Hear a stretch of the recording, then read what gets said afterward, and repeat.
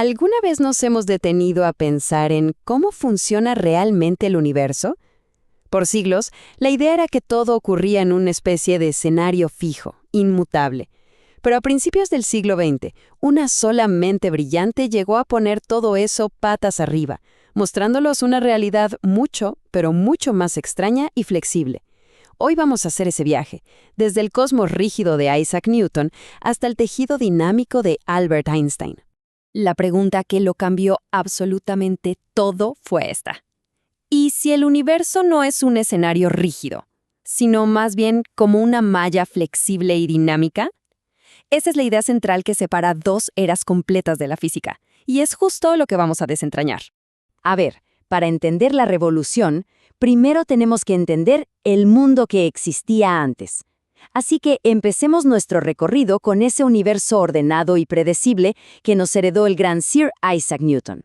Durante más de 200 años, la física se paró sobre tres pilares que parecían inamovibles. Primero, el tiempo.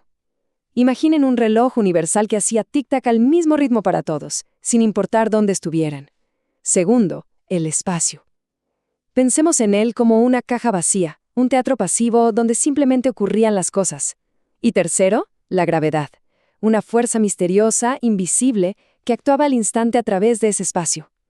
Un mundo simple, elegante, muy intuitivo, la verdad. Pero, como siempre pasa, hasta la teoría más sólida se puede venir abajo por un solo hecho que no encaja, una sola observación, un dato que simplemente no cuadraba en ese universo newtoniano tan perfecto, y que lo puso todo en duda. Y aquí es donde vemos el choque de dos mundos. Donde Newton veía un tiempo absoluto, Einstein llegó y dijo no, es relativo. Donde Newton veía un espacio fijo, Einstein imaginó un tejido dinámico. Y la idea más radical de todas, la gravedad no era una fuerza, sino una consecuencia de la geometría del universo. O sea, nada volvió a ser lo mismo. Y este fue el dato que lo rompió todo. La velocidad de la luz en el vacío. Son unos 300.000 kilómetros por segundo. Una constante universal. Y aquí viene lo loco. No importa si la mides desde un tren que va a toda velocidad o si estás quieto en el andén. El resultado es siempre el mismo.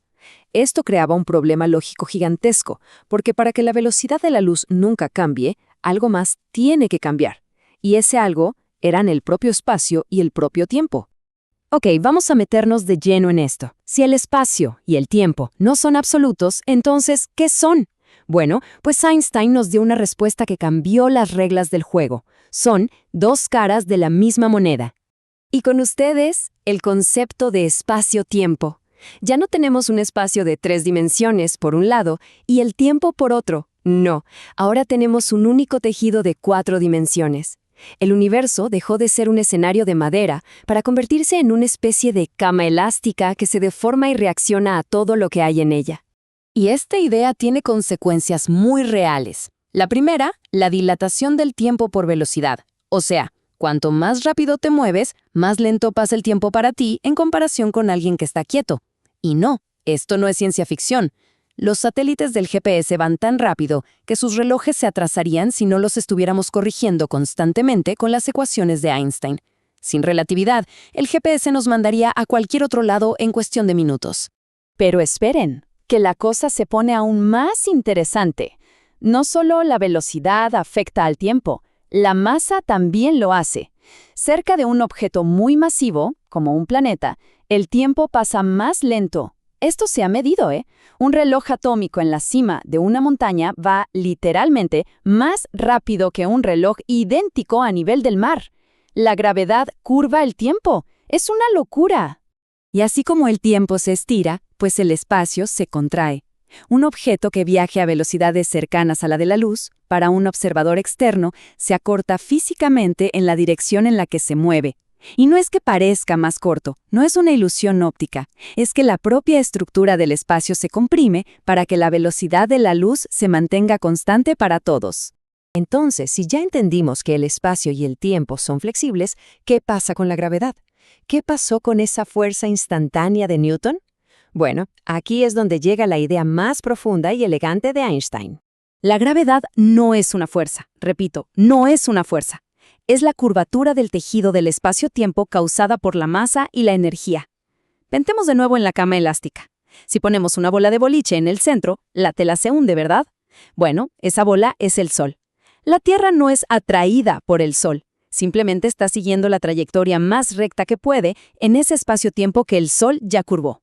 Básicamente, está rodando por la pendiente que el Sol creó en la tela del universo. El físico John Archibald Wheeler lo resumió de una forma que es pura poesía. La materia le dice al espacio-tiempo cómo curvarse. El espacio-tiempo le dice a la materia cómo moverse. Es una danza cósmica, una interacción constante que define la estructura de todo lo que vemos. Llegados a este punto, la pregunta es obvia. ¿Significa que Newton estaba equivocado y hay que tirar sus libros a la basura? Pues no, para nada. Su visión del mundo no fue descartada, sino recontextualizada. Einstein no destruyó a Newton. Lo que hizo fue mostrarnos que las leyes de Newton son, en realidad, un caso especial. Son una aproximación increíblemente precisa que funciona a la perfección en nuestro rincón del universo, a velocidades bajas y con gravedades débiles. Digamos que el mundo de Newton vive cómodamente dentro del gigantesco universo de Einstein. Y esto lo vemos en la práctica. Para calcular la órbita de la Luna o la trayectoria de una pelota de béisbol, las fórmulas de Newton son más que suficientes, y los resultados son prácticamente idénticos a los de Einstein. Pero, si queremos entender la órbita un poco extraña de Mercurio o qué demonios pasa dentro de un agujero negro, ahí las matemáticas de Newton ya no alcanzan. Necesitamos la precisión de la relatividad para entender esos extremos del cosmos. Al final, la física no descarta el pasado, lo integra en una comprensión más grande y completa. Y esto nos deja con una pregunta fascinante. ¿Qué verdades que hoy damos por sentadas serán, en el futuro, simplemente un caso especial dentro de teorías que ni siquiera podemos imaginar? La búsqueda por entender el tejido de la realidad, como podemos ver, nunca se detiene.